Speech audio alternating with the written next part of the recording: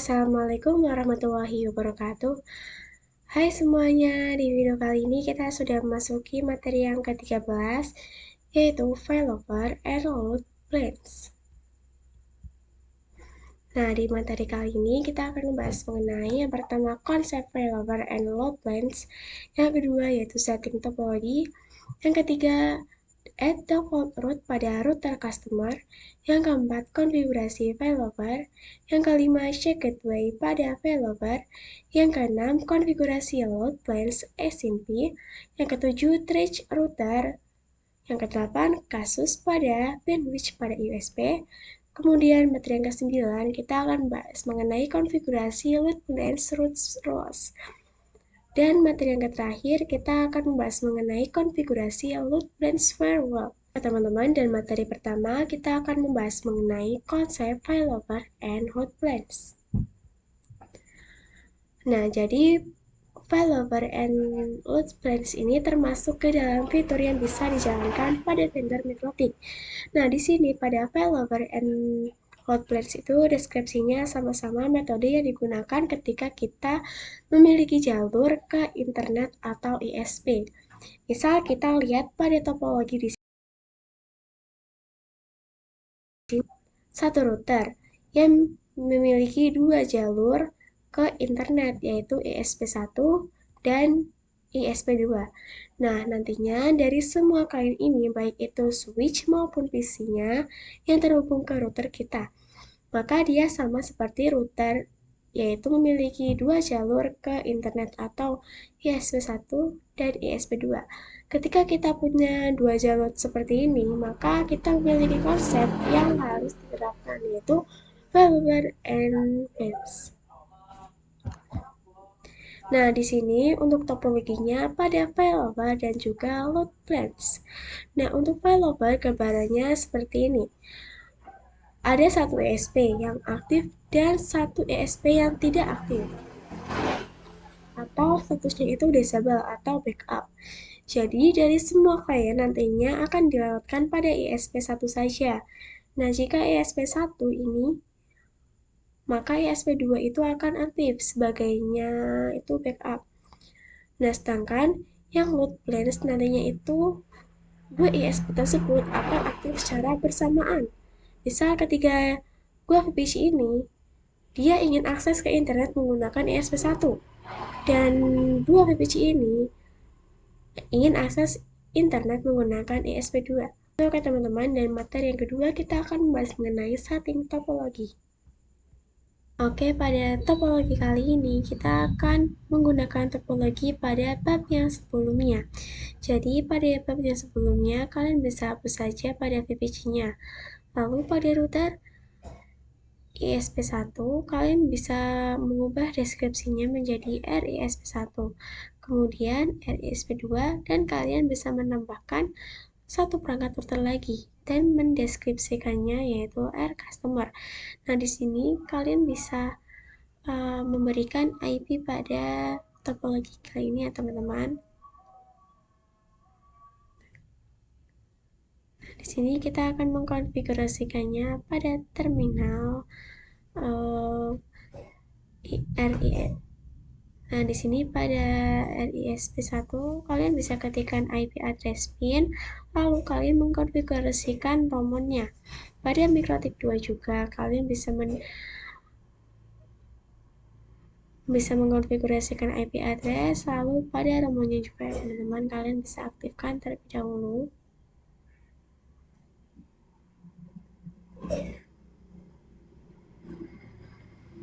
Nah, di sini pada MikroTiknya yang kita berbuat, kalian bisa ketikkan yaitu IP address pin.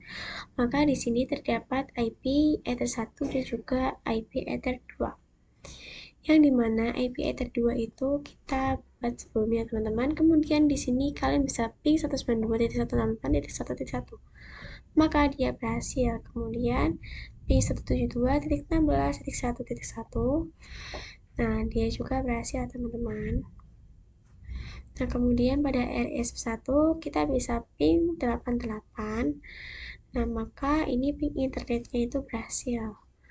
Kemudian kita pada coba kita bisa ping 88 juga. Maka di sini dia berhasil teman-teman. Kemudian ping domainnya juga. Nah, di sini pada RISP1 kalian sebelumnya saya sudah menambahkan IP-nya ya teman-teman untuk Ether 1 dan juga IP Ether 2. Nah, di sini pada RISP2 klik IP lalu address. Nah, di sini saya juga sudah pernah menambahkannya. Kemudian pada RISP2 di sini kita akan mengkonfigurasikan ya teman-teman pada. Nah, di sini kita bisa nyalakan saja pada R customer-nya. Kita bisa ketikkan dengan perintah IP cover print. Maka di sini terdapat IP-nya. Lalu pada R customer di sini kalian bisa menambahkannya pada S static dan AS aktif static. Yaitu pada static ini kalian bisa menambahkan untuk yang Ether 2, pada aktif static kalian bisa menambahkan yang Ether 1. Kayak gitu ya teman-teman. Nah, di sini kalian bisa menambahkan yang AS yaitu 192.168.1.1, kemudian yang static 72.16.1.1. Kemudian di sini pada distance kita bisa ubah ya teman-teman menjadi 10, bisa apply, lalu oke. Kemudian yang AS atau aktif static ini kita bisa mengkonfigurasikannya, bisa klik saja. Maka di sini kalian bisa ganti yang yaitu 20. Play lalu oke. Kemudian kita bisa delete-nya atau tidak mengaktifkannya. Maka di sini pada R customer kita akan mengkonfigurasikan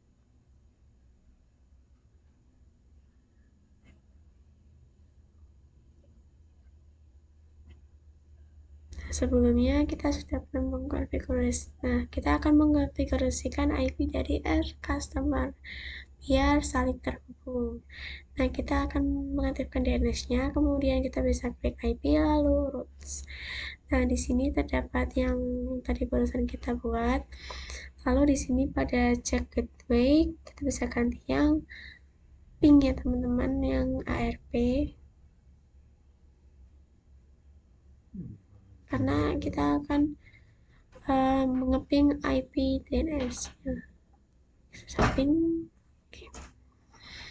Kemudian yang RISP1 di sini kalian bisa buka address. Nah, di sini pada AS atau aktif static dua-duanya itu selain berbeda ya teman-teman. Karena di sini itu IP-nya itu beda karena yang kita punya. Nah, pada R customer ini kita bisa ke R customer, kita bisa men-remove AS, maka jadi di sini sudah di remove. Kemudian kita bisa tambahkan lagi pada DSTATS kita bisa biarkan saja, lalu pada gateway yaitu IP-nya 192.168.1.1. Kemudian di sini menambahkan lagi yaitu 172.16.1.1. Bisa play, lalu oke. Nah, di sini itu terdapat dua IP ya teman-teman, yang Ether 1 dan juga Ether 2. Kemudian di sini pada terminal atau new terminal kalian bisa ketikkan itu IP route print. Maka di sini sudah terdapat ya teman-teman. Nah, kita bisa ke R customer lagi. Nah, di sini kita bisa ke menu bridge lalu pada ports. Nah, pada DHCP server kita bisa ke menu DHCP setup. Kita bisa memilih yaitu bridge angka. Kalian bisa next saja. Nah, teman-teman di sini udah successful. Kemudian di sini kita bisa mengkonfigurasikan IP DHCP pada VPC1 dan juga VPC2. Oh ya teman-teman, sebelumnya kalian bisa menambahkan untuk VPC1 dan juga VPC2-nya. Maka pada VPC1 kalian bisa ketikkan yaitu trash 88. Maka di sini terdapat atau sudah terhubung teman-teman. Kemudian yang VPC2 juga kalian bisa ping 88 terlebih dahulu. Maka di sini sudah bisa ya teman-teman. Lalu di sini kalian bisa ketikkan yaitu trace 88. Nah, maka di sini sudah berhasil ya teman-teman. Kemudian di sini kita akan setting IP DNS-nya. Zapping google.com. Nah, oke teman-teman, maka di sini sudah berhasil. Kemudian kita bisa lanjut pada Add Customer, kita bisa ke menu Tools, lalu kita bisa ke menu yaitu Trace Route. Nah, di sini pada Trace Route-nya kalian bisa menambahkan IP pada DNS-nya atau ping 88-nya. Start. Maka di sini kalian bisa buka ke command prompt. Kalian bisa ketikkan yaitu nslookup facebook.com. Maka di sini itu sudah mendapatkan IP-nya yaitu 192.168.110.1 atau IP itu 157.240.2835. Nah, di sini kita bisa ketikkan perintah lagi. Misalnya IP yang tadi dapatkan dari command prompt. Maka di sini sudah bisa atau sudah tersambung ke command prompt-nya. Lalu pada VB2 kita bisa ketik perintah yaitu ping dari itu Facebooknya 157.240.208.5. Maka di sini sudah berhasil. Lalu ketikkan trace 157.240.208.35. Maka di sini sudah berhasil juga ya teman-teman. Maka di sini pada command prompt kita bisa melakukan MAC address-nya teman-teman, dan di sini tuh sudah terdapat IP 142.1. Maka di sini kita bisa ping 142.251.10.190. Maka di sini dia berhasil. Kemudian kalian bisa mengkonfigurasikan trace-nya. Nah, pada router customer kita bisa konfigurasikan pada VPC-nya ya teman-teman, yang tadi kita bisa dapatkan di command prompt-nya.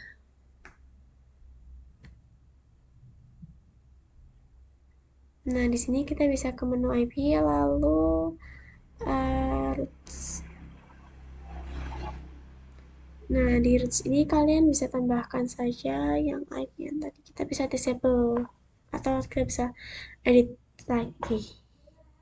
Kita bisa tambahkan IP dari command prompt-nya.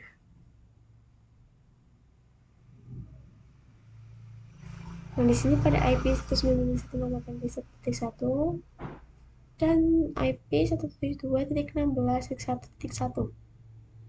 Di sini kita bisa tambahkan lagi dengan 00, maka kita akan tambahkan yaitu IP 172.16 lagi.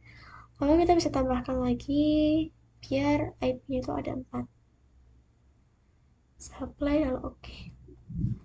Kemudian kita bisa ke ke menu terminal. Pada di sini kita bisa ketikkan yaitu IP root get print. Maka di sini sudah terdapat pada gateway-nya itu 172.16.1.1. Nah, di sini kita bisa masuk ke menu trace route. Maka di sini pada trace route-nya kita bisa menambahkan IP 88-nya, bisa start. Maka di sini dia sudah berhasil. Nah, di sini pada command prompt kita bisa ketikkan IP yang didapatkan oleh facebook.com. Misalnya di sini kita bisa ketikkan yaitu 142.251.10.136. Maka di sini kita start. Maka di sini sudah terhubung ya teman-teman. Kemudian kita bisa ke terminal. Pada VP1 kita bisa ketikkan perintah yaitu pada command prompt-nya ping 142.251.10.136. Maka dia berhasil ya teman-teman. Kemudian kita bisa ketikkan perintah itu trace 192.251.10.136.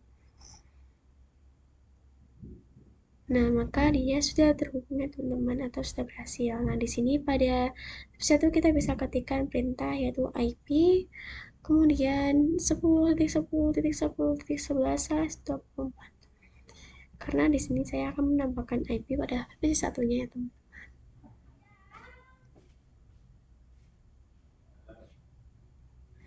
Nah, pada R customer di sini pada AS kalian bisa disable saja atau tidak aktifkan.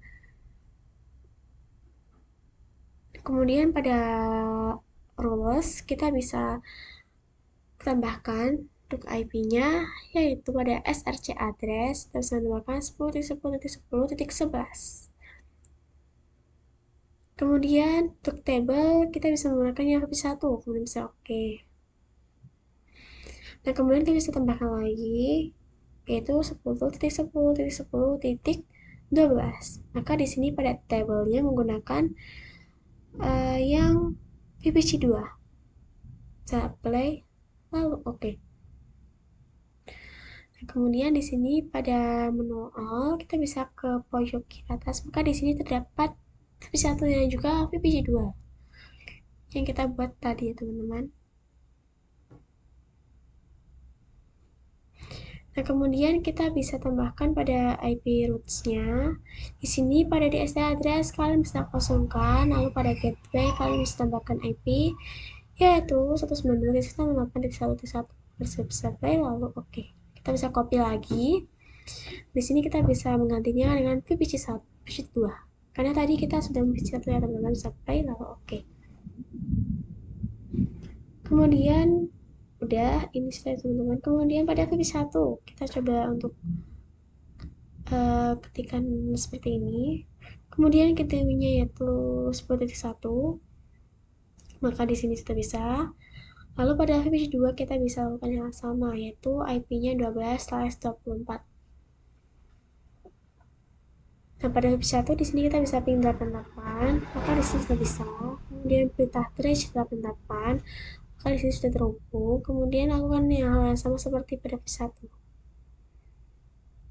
Nah, di sini pada rules kita bisa tambahkan lagi atau kita bisa disable saja pada VPC1 dan juga VPC2. Nah, pada roots kita bisa disable semua pada XS-nya sama AS-nya. The IP lalu variable pada bagian mengel kita bisa tambahkan add, lalu pada chain menggunakan yang yaitu kemudian pada src address kita bisa tambahkan yaitu IP 10.10.10.11. Lalu pada action kita bisa menggunakan yang mask packet atau mask routing. Kemudian kita bisa new routing mask, kita bisa menggunakan yang kita bisa ketikkan yaitu mail ISP lalu oke. Kemudian kita bisa tambahkan lagi DC-nya, kita bisa menggunakan yang ini. Kemudian tambahkan yaitu IP yang 10.12. The action kita bisa menggunakannya seperti tadi. Kemudian untuk name-nya kita samakan yang seperti tadi ya teman-teman, bisa oke. Lalu di sini kalian bisa tambahkan lagi pada IP roots-nya.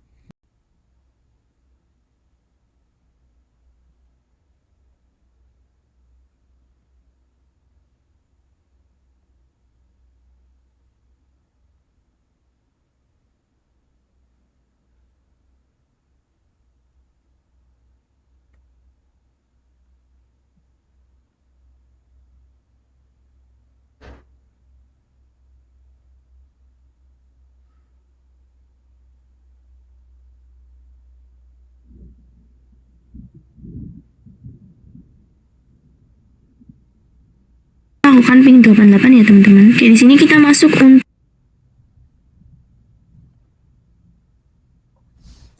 Nah, oke teman-teman, di video kali ini sudah selesai. Mohon maaf apabila ada salah kata. Wassalamualaikum.